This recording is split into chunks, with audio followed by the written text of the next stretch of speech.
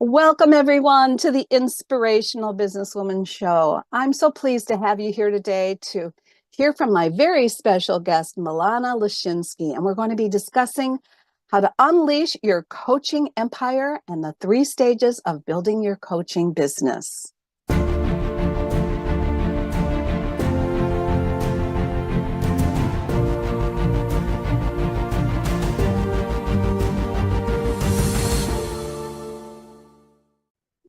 Welcome, everyone. This is Virginia Parsons, your host, and it really is my passion to provide you, the viewer, with a gold mine of inspirational tips, strategies, and advice from what I call inspirational businesswomen in the know. And as you just saw, I have such a person here today who is just going to fill you with so much insight, so much experience, and her own passion for helping coaches build their own empire. So I'm looking forward to introducing her to you in just a moment. But first, I want to honor you, the viewer, for taking the time to be here. We appreciate you because we know your time is valuable. Before we get started, I'm going to play the preview trailer. And if you would do us a big favor, we would love it. All you need to do is just let other people know while you're watching the trailer what's going on. And those who might benefit, tell them and encourage them to come on in and watch. And we'll be getting the interview started in just a moment.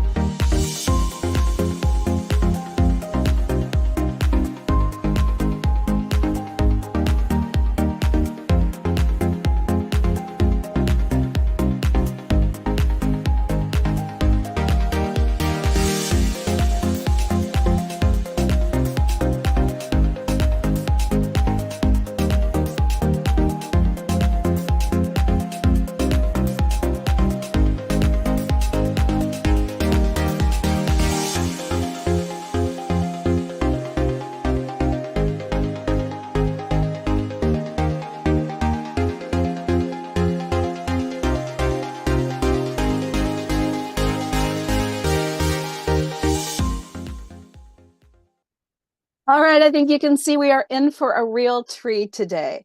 Now, I want to thank you all for being here. Again, I know your time is valuable, but I just want to let you know that today's show is sponsored by hangout-marketing.com, where you can receive a complimentary live stream marketing assessment.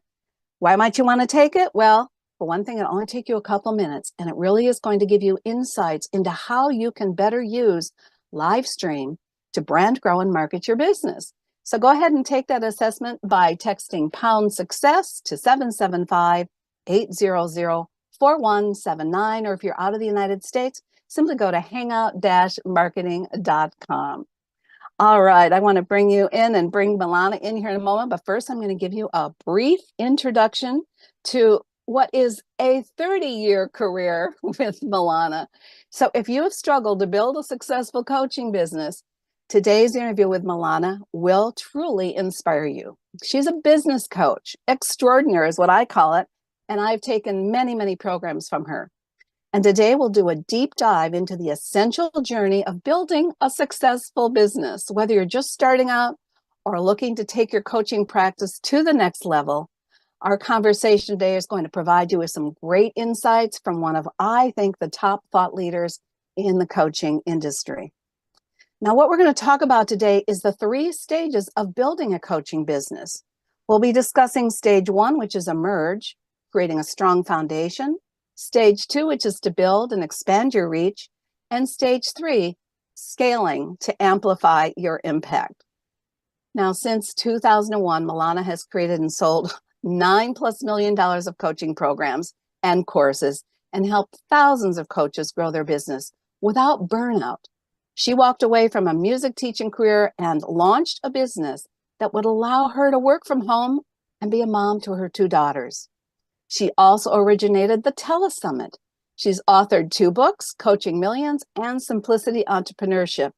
And in 2019, she created Coaching Genie, a revolutionary software tool that empowers coaches, trainers, and experts to wow their clients and sell coaching with confidence. Milana is originally from Ukraine. She came to the USA with very little English and no knowledge of business, computers, speaking, or writing. Oh my goodness. She has come so far in all these years. Milana, I'm thrilled to have you here today. Come on in, say hi to our audience, won't you? Thank you, Virginia. It's such a pleasure to be here, and I love the introduction. Yeah, it's amazing to reflect on the 30 years of learning and evolving and challenges and lessons learned. So I'm excited to be sharing with your audience today. And that was the whole premise of starting the Inspirational Business Women Show, because there's so much growth in owning your own business. And there's so many challenges and obstacles along the way. And you certainly had some coming and starting a business having not even hardly spoken English. So it's just a huge compliment to you. Your persistence, your determination, and everything that you've created. And as I say, I've been proud to be part of that path with you along the way. Let's start out with what I call defining moments for my entrepreneurs that I interview. Something, or maybe even a series of events that sort of led you to where you started being, coming to the United States and teaching piano into being an online entrepreneur. This is such a huge leap. So however you want to frame that for us, I know everyone would be interested. Yeah. So, I came to the States from the Soviet Ukraine, which is to say that there was no proprietorship, entrepreneurship, or any kind of business ownership when I was growing up there. It was just starting out.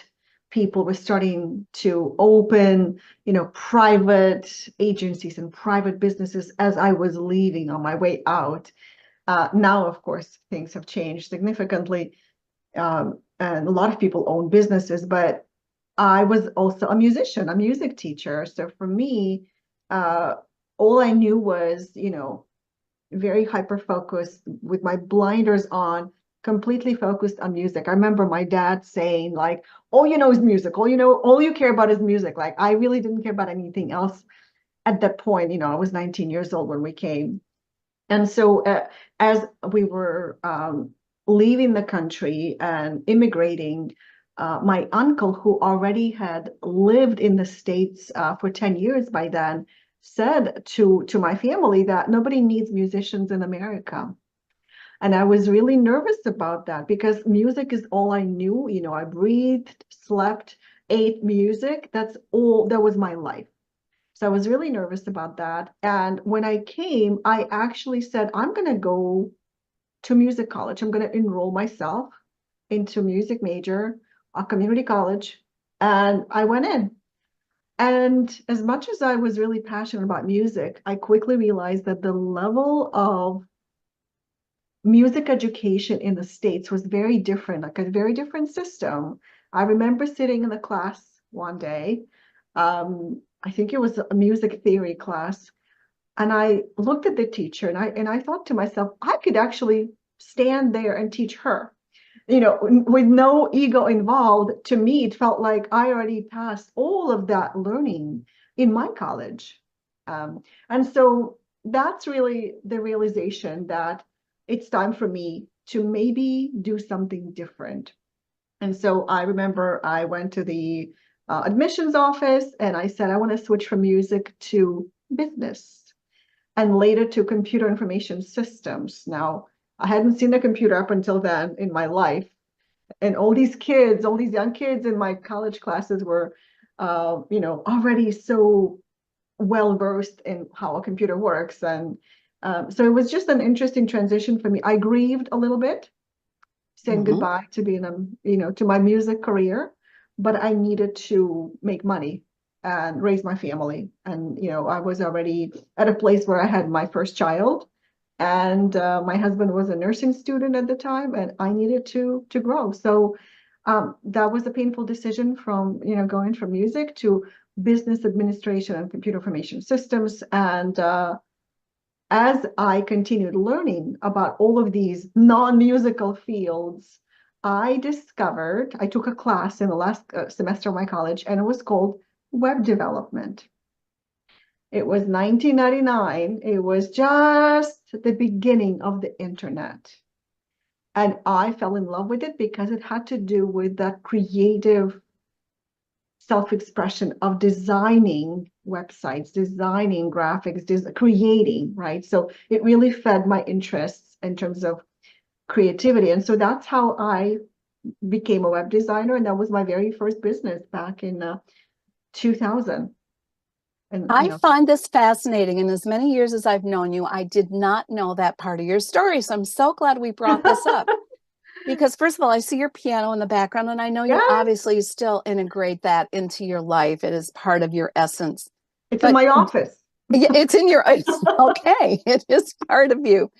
But you're also talking about that is a very, what I would call creative, right-brained process in doing music. So when I'm thinking that you decided I'm going to go into business and I'm going to learn computer programming, I Mhm. didn't think about it from the standpoint that that would be creative, because that felt very analytical to me as you were describing it. But you brought it and brought the two together just by what you were explaining. In It's all very interesting. fairness, I was let go from my very first internship as a computer programmer. I did end up working as a web developer for uh, two companies before I started my business, but it wasn't enough. I didn't enjoy the work. It's the whole idea. Actually, now that I'm thinking back, we can only think back and realize like that's why I didn't like it. I actually had to follow a process. I had to follow someone else's process. And for whatever reason, it was incredibly unsatisfying and boring to me. That was my first job. And my second job, there was no leadership. So I had to take leadership in my own hands and say, here's what I'm going to create in this company. Here's what I'm going to do. Here's what I'm going to offer. I started creating packages myself. Okay. And seen as nobody really cared. It was a newspaper company, local newspaper. I just thought, you know what? I think it's time. It's time to go. At that time, I was also pregnant with my second child.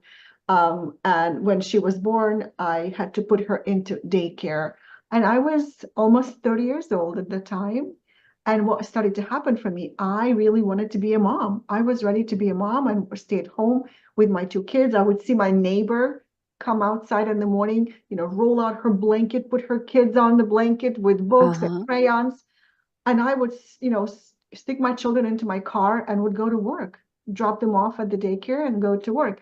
And I really, really dreamed of doing that, doing what she was doing, my neighbor, just really wanted to be a mom. And so that's what really pushed me into quitting my job and saying, you know what, if I can replace even 50% of my income, I'll be happy because I don't have to pay for daycare. I can be home with Right. babies.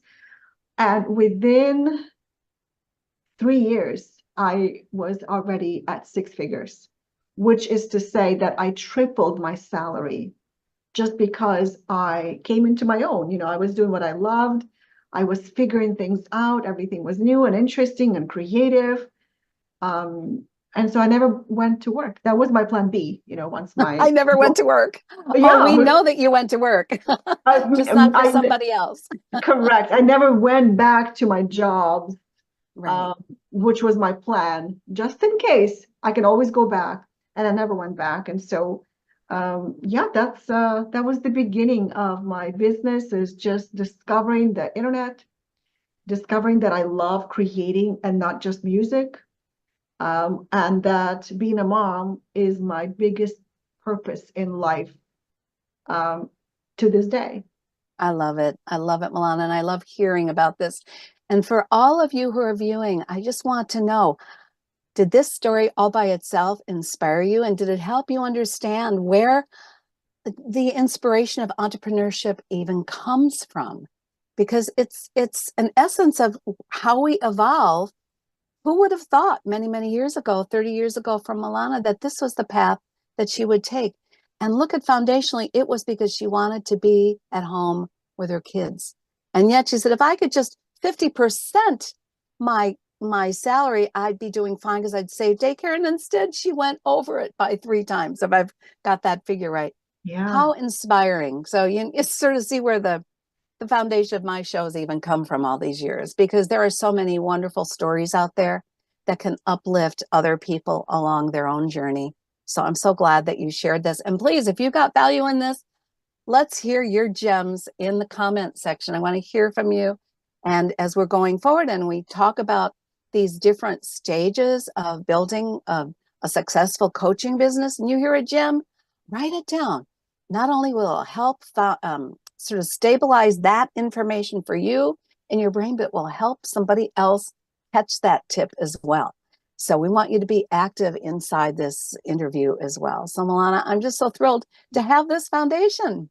And I will just say that I had a lot of fears and uncertainty. I was willing, I don't know why I was courageous enough to do that. I think my desire to be home with my kids overwhelmed me and overpowered anything, any objections or fears that came with starting a business.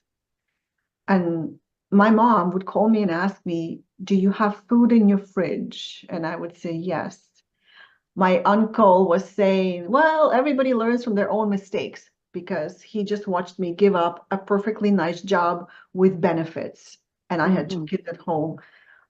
For whatever reason, I still went on to do that. And I don't know if you remember, Virginia, used to be a radio show from Dr. Laura Schlesinger. I do remember her show. Yes, she was very rough on people who called into the show. And I remember I listened to her every morning, and I wonder how much of an impact she had on me. She would always say, "Why have children if you're going to drop them off at a stranger's house or a daycare and go to work? Why have children?" And I think that that really made me think. I was a young mom. I didn't know how to think about that.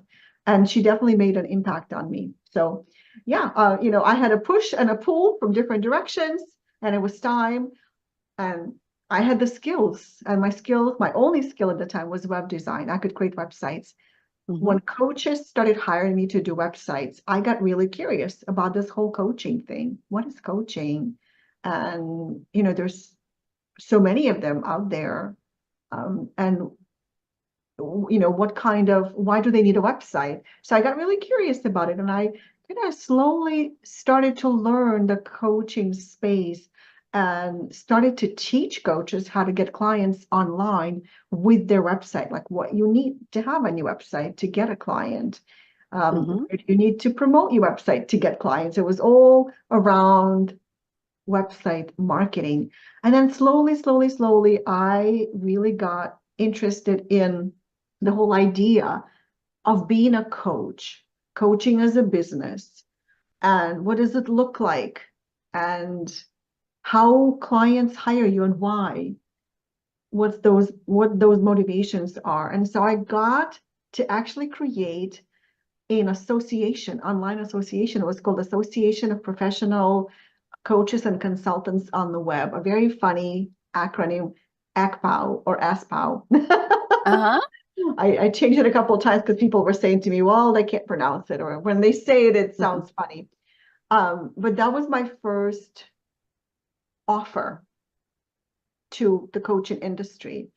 My thinking was, if you're a coach and I have a coaching association, you're going to join, right? And it was one of a kind. There was no other coaching association specifically for coaches doing business online. It was 2004. Now everybody's online, right? Now all coaching is online coaching. So that was my first kind of creation and a service to the coaching industry. And the first telesummit, the virtual event that I created, was part of that association. It was the ACCPOW Coaching Telesummit, annual coaching telesummit.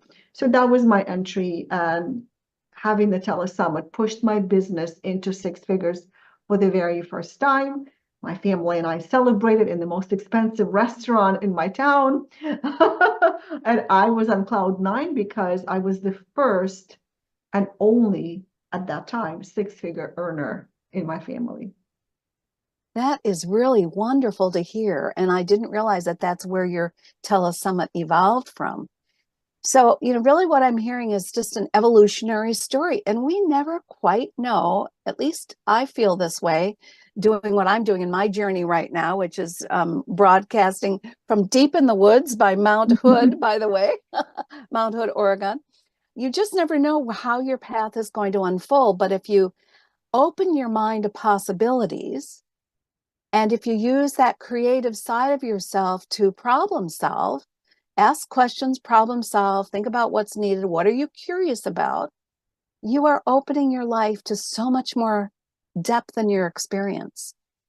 And that to me is what, again, inspires people to move forward instead of being ordinary, to step into being extraordinary. And that's why I called you a coach, a business coach extraordinaire, because you really have been on that kind of a path, and it hasn't stopped, because I know with your background in not web development, but actual computer programming, you've gone on to create, and we'll talk about it in more depth later, but Coaching Genie, which is a software platform that I'm familiar with and have been inside with you with your different courses. So we'll get to that in a minute. What a great background. Thank you for sharing all that. Let's go into the stages, however. I really want to get into how someone can unleash their coaching empire, because you've done it, and it certainly took some time. You had 3 years to get to that 100,000, and from there you've grown to millions. So let's talk about the stages. Obviously, stage one, as you say, is to emerge. Emerge, yes. Yeah. So the whole idea of creating a coaching empire, or unleashing your coaching empire, or your coaching genius, the whole idea might feel a little intimidating to people, especially if they're starting out. And I just want to say your empire can be as big or as small as you want. It can look any way you want. Some people will have a big coaching team with large coaching events, and other people might have 2 books, 3 courses, an email list of 1,000 potential clients, and doing business online and showing up on podcasts and virtual summits that other people are creating. So your coaching empire can look like anything you want that fits your vision of your lifestyle, your freedom, your dreams and aspirations. And so my empire, my coaching empire, looks very different from someone else's coaching empire, and that's okay, because that's how I want it, and that's how we decide. But regardless of what your empire would look like, you always start with the foundation. That's the first stage of your coaching business growth, where you create a strong foundation. What that means to me is that you really, especially now, we are in the post-pandemic world of the coaching space. There are so many coaches out there, and so many more are joining and have joined since the pandemic. And so what that created is a lot of competition, a lot of coaches who are struggling to identify what makes them different from the rest. And so that's Mhm. really the key foundation of the emerge stages. How are you different? What sets you apart from other coaches? Where can you offer the most value? So choosing a niche becomes really important. I know there's a whole conversation and controversy about, do you need a niche? Do you not need a niche? I really think that if you don't have a niche, you won't be able to market yourself, because marketing has to do with creating content like videos, blog, articles, communicating with people on social media. What do you talk about if you don't have a niche, right? So the sooner you can establish and choose your niche, the sooner you will start building up, up, up, up, up. That's what I'm seeing out there. And so the goal of the emerge phase is for you to get your first clients, first private coaching clients, where you establish your credibility and experience, and authority in a way that clients who are finding you are saying, yes, this is the coach for me. This is the right person to take me to my goals or to help me overcome my challenges. And so that's the foundation, and that's the emerge stage. I'm going to pause here, Virginia, see if you have any questions about Oh, that. well, I have comments, and we can build on this a little bit. I think, first of all, I like that you said there's no set standard for Mhm. what is going to be your empire, your coaching empire, just a term we're using here. And that you make it what you want it to be, that really fulfills your life and your vision for your life. And so it may not be, multi six figures. It may not even be six figures, but if it serves you and serves your desire and passion to support other people in a way that helps transform their lives, that's the beauty of it. So you define it. Nobody else defines that for you, number one. And number two, the importance of being able to differentiate yourself. And I love that you bring that point up, because I think when people go through different coaching programs, they may feel we're all doing the same thing. And yet your style is your unique differentiator. Your way of helping move people forward on a path to growth and transformation is unique to you. And I think probably if you're looking into it from a niche standpoint, you might want to dig deeper into that part of it so that you really get clarity. Who am I? How do I do this? What makes it special coming from my voice, coming from my space? I guess that's really where I'm getting at. And until you get clarity on that, it's really hard to get confident in what you're bringing and how to market it. And of course, I come from the marketing perspective. So I'd love for you to expand on that a little bit. Well, what's interesting is that it's very important to establish connection with the potential client. Because if you think about how clients hire coaches, there may be like 10 coaches in front of you, and there's going to be one person that you really resonate with. Um, they are all offering similar services, life coaching to help you with your goals. Maybe they all have the same education or training, but there's going to be that one coach that you really feel connected to. And so that personal connection is going to be important. But where the distinction comes from for you versus other coaches is your background and your story. Nobody has the same story.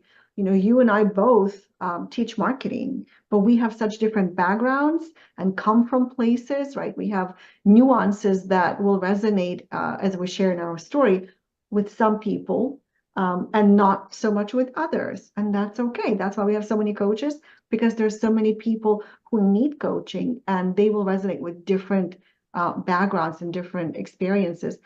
So that relatability, when the client relates to the coach through their story and their background, is very important. For example, I run coaching programs all the time. I love doing group coaching because as a music teacher, I always was trained to work with groups, kids back then, adults today. But the point is that I have a lot of creatives and people from other backgrounds, other cultural backgrounds in my groups. I have people from other countries. I have people with accents, just like I have one. I have people who are artists, musicians. And so I have like this very eclectic group of people who resonated with me because they heard something in my story, in Mm-hmm. my style, um, and they thought that I would be a great coach for them.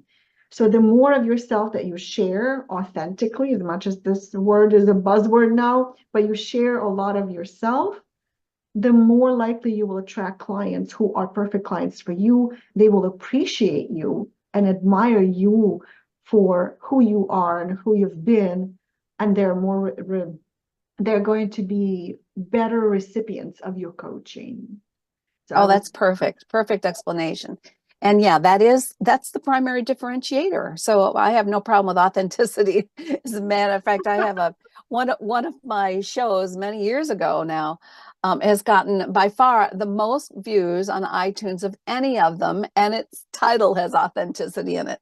So we are craving that particular topic and how to be more genuine in the way we express ourselves and get the word Exactly. out about ourselves. So yeah, be authentic. Big tip right there. And I hope you're getting some really good value out of this. Make sure you put some comments and Let's have a pound gem in the comment section what you're really picking up from Milana's comments here today. All right, well, we're going to move into the second stage. So we've Yes. already established yourself as emerging, building a strong foundation. What is the next step? I know it's to do with building. Let's talk about that. Yes. So the second stage I call build, and it's all about expanding your reach. So now that you have your first private coaching clients, you kind of got a feeling for what makes you different and how you can talk to potential clients about what you do, how it's different from what other coaches are offering. It's now time to start putting yourself more out there. And here's what it might look like. For example, if you want more clients, you need to expand your network, you need to expand your reach. In the internet terms, it's called building your email list. In the offline world, it's called, networking and speaking, finding collaboration opportunities with other businesses, organizations, and coaches. But whatever you do, you need to start building your network, your pool of potential clients. So you need to start developing your email list, collecting names and emails of people that you are meeting or that you are bringing into your world. There's a lot of ways to build your list. One of my favorite ways is to do your own virtual summit because people are coming in because of the value you're providing. But you can also keep it as simple as give something away for free. A special report, a checklist, a quiz. There's so many ways to do that. I also love doing webinars. So people register for the webinar and they become part of my email list. Now, when I first started, it was a very straightforward. The way to build your list is to publish a newsletter. That's how you build your list. Mm-hmm. Over the I years, remember. yes, and it used to be called an e-zine. I don't know if you remember that. I haven't Yes, heard people yes. say e-zine in a long time, but newsletter is what got my first 1,800 subscribers. I have no idea how people were finding it. Maybe things were easier to find. I'm not sure, but this was pre-social media days, and a lot of the word of mouth. I would post a lot on forums, online message boards. So that was back in the early 2000s. And now we have social media and we have joint venture partnerships. It's so easy to find groups, existing groups of people that can allow you to build your list. So growing your email list or your contact list. The other thing that's part of the build phase is where you're starting to assemble your coaching toolbox, right? So you are coaching clients, you're sending them something. Maybe it's worksheets, maybe you spoke somewhere on a topic that's related to your niche. Now you have a recording, you have your tools and resources, and so you're starting to gather your coaching toolbox, coaching tools and resources. And so, because that is repeatable teachings, these are things that you never have to create again. You can repurpose them with other clients in the future. So building your coaching toolbox and capturing your knowledge, your expertise into something that you can share is what has to happen at this stage. I remember my coach years ago said, when your goal is to have your knowledge base in a format where your presence becomes unnecessary, where you can, he said, you need to be able to transfer your knowledge without your presence. That's exactly what he said. And so the only way to do that is to capture your knowledge in a shareable format. So that's the second thing that we're focusing on in the build phase. The third thing is you want to create a leverageable coaching program so that you can deliver it potentially to a small group.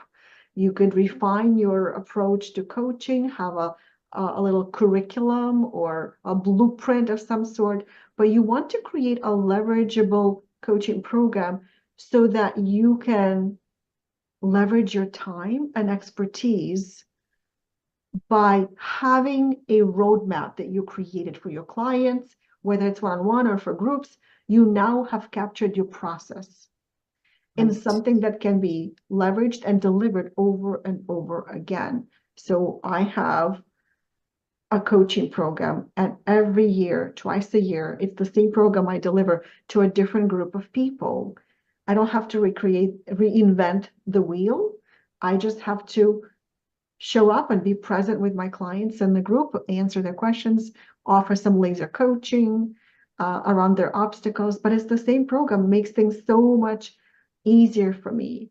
And so having that leverageable coaching program, even if you don't do groups yet, but you have a program, you can still leverage your time and expertise in an amazing way because you already have a program. Now you just have to coach people around that program that you created. So those are the three things: grow your email list, build your coaching toolbox, and create a leverageable coaching program that you can deliver to one-on-one and group clients. Yeah, and the term leverage, of course, I've used it in interview leverage that I do, where I leverage people's interviews for them into multiple pieces of content. You and I worked on that a few years ago, as I recall. Yeah. And I just believe that also that's part of how you build up all your assets. You, as you say, you're creating these things. Now you've got your toolbox or your resources for individuals to be able to share with them, whether it's in a group or one-on-one, and it just makes the process, whether it is single or in a group, much simpler and more efficient for you. So you can use your time now to go on and create something else, which I know you're continually creating, which is so exciting. You just sent a survey out the other day, and so that you can get more feedback on some of the next things that you're going to be doing. So that may well lead us into the next phase, which is scaling. So let's talk about that for a minute. How do you amplify your impact, Milana? Yeah. So stage 3 is called scale, and this is where you can amplify everything that you've done before. So now you have your niche and your message, you know what you are all about, you have a coaching program that you can market and deliver to people in one-on-one and in group format. But how do you take to the next level? And when I say the next level, we could be talking about an income level. For example, at the build stage, you could still be under 6 figures. You've got things figured out, but maybe you haven't crossed that mark of 6 figures and you really want to go beyond 6 figures. Take it as you wish. But somebody said to me, 6 figures, that's not even a business. For some people, 6 figures doesn't feel like a business because they're expenses. So when you make 6 figures, $100,000, you might be taking home 50,000 or 30,000, depending on what you're doing. If you are doing a lot of things by yourself, then maybe you're taking home more, but then you're working a lot harder, a lot more hours, because there's always these admin and tech support things that you have to do, design. If you're doing events, you have to pay the event planner and for the venue, just all these little things that go in. So at 6 figures, you are just starting to breathe as a successful entrepreneur, and you now wondering what's next, what's the next level that I can take. And so that's where the scale stage comes into play. And here's how I see the scale stage. You already have a coaching program, but now you want to start offering it to groups, multiple groups, and possibly bigger groups. You might also want to consider turning it into a course so that you don't actually necessarily need to be there for people and you can just sell it as an evergreen course, right? So more scalable offers such as mastermind groups where you bring people from your niche together and brainstorm different solutions to their challenges. A membership program, you might start something like that. Even an academy, like a coaching academy on the topic, and coach people. So you're basically creating here a bigger container. That's the goal of the scale phase. So that if I told you, okay, I'm going to give you 30 clients tomorrow, will you be able to deliver the value that people will pay for? Will it be valuable? Will it be quality? Or will you burn out? Or will you have to turn clients away, right? So you're creating a bigger container. At the scale stage, you might also be in a place where you're ready to raise your rates and start offering premium one-on-one coaching. This typically happens when you do group programs, and then some clients want to work with you one-on-one. So, for example, I don't need to do one-on-one coaching for revenue. I really don't. I get all my revenue taken care of through group coaching. But sometimes clients want to work with me one-on-one. And so at that point it's my decision, what is it worth to me to work, to have somebody rent space in my brain, not just 1 hour a week. I've never heard it said that way. Yes. Rent space in my brain. Okay. Every client rents space in your brain because you're thinking about them even when you're not coaching them, Sure. right? I think about my clients when I'm cooking in the kitchen. Even when I'm walking my dogs, I just can't help that because I think about their challenges and what's the best way to approach that. How do we solve that? So they're renting space in your brain. And so I'm asking myself, how much is it worth to me? And so that's the point where you can decide to charge to double your rates because you have a group container. This is the one-on-one coaching relationship. It's a more premium relationship. So the other couple of things is this is the time for you to look at your business and decide, where is your business too complicated? So the goal is to simplify complexity, right? To achieve more simplicity. And this is where you want to use tools and systems to manage that increased client load without chaos. I mean, that's one of the reasons that I created my software, Coaching Genie, is because I was starting to get lost in all the moving pieces, getting worried that I need to spend an enormous amount of time setting up a program for each group. And so I remember thinking, I wish there was a magic button that I would press and it would set up the group for me. And now there is inside Coaching Genie. So I created it for me, but I know that anybody who delivers coaching programs, they need a system that does these kind of logistics things, the admin, the automation, right? And so as part of simplifying complexity, you also want to ask yourself, what are some of the things that you keep doing over and over again and you don't particularly enjoy them? And that's where you want to turn repeatable tasks into automated systems, maybe content delivery, coaching call reminders, gathering homework from people, sending out prep forms before the calls. Whatever you're doing with clients, can it be automated so that you can just show up and coach?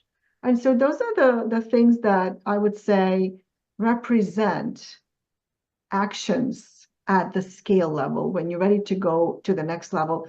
And one last thing I'll say, and I'll let you comment, Virginia. I remember having dinner with somebody who is very prominent in our coaching space. And I was arguing with him. I was saying that to take your business to the next level, to seven figures, you need to do more marketing because I'm all about marketing. You need to market yourself. You need to put yourself in front of the audience. You can't grow if you are invisible to clients, right? Right. He was saying that, no, it's not about marketing. It's about systems. It's about creating and expanding your capacity, which I was saying that early on, increasing your container, creating a bigger container, right? Because you can only market at the level that your systems allow you to, right? So if you are So they're both very important. Yes. So the systems are important because you need a place to put your clients and systems to manage your clients and serve your clients. But marketing will only work well if you are ready to take more clients. But you're right, both are important. So it's definitely an argument, a debate. Well, it's a nice topic of conversation. And I Yes. think the other thing I'd like to interject here is what I experienced you go through several years ago, because things got complex for you and that created extra stress in your life. And so you took, because when I talked to you about being on the show many years ago, you were in hiatus mode. because you realize the importance of simplifying. Well, simplifying does certainly involve having the systems in place, as well as being clear on really where you wanted to be putting your energy at this point. So I think that the simplicity portion of it needs to be emphasized as well, because to scale, it has to be simple enough, or you have to have enough other people working for you, which becomes again then more complex. If you don't have the systems in place, it's going to be difficult to scale. So I really get that. Absolutely.